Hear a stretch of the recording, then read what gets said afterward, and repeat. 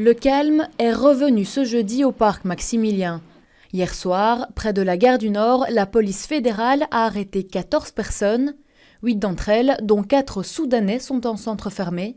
Selon la plateforme citoyenne, l'opération visait des Africains. Dans la gare du Nord, on est tombé sur une famille de Syriens à qui j'ai demandé pourquoi ils étaient toujours là.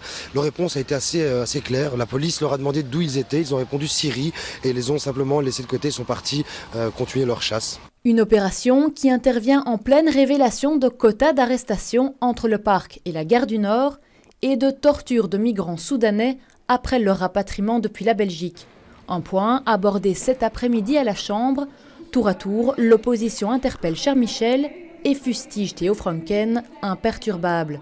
Vient ensuite la réponse du Premier ministre. Il est exact que hier, il n'y avait pas de programmation de rapatriement avant la fin du mois de janvier, mais je vais plus loin. Il n'y aura pas de rapatriement tant que la clarté et que la lumière n'est pas faite au travers de l'enquête qui a été demandée sur le sujet. Une solution qui ne convainc pas tout à fait l'opposition. Il fait des annonces, il nous dit qu'il va mener une enquête, mais ces services auraient dû être sur place. Évidemment, il aurait dû y avoir un mécanisme de protection, d'encadrement, de soutien de ces personnes qu'on expulse dans une dictature.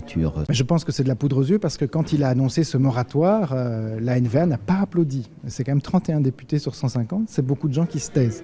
La NVA ne semble pas sur la même longueur d'onde que Charles Michel. Theo Franken quitte précipitamment la Chambre, un point sensible entre les deux membres du gouvernement.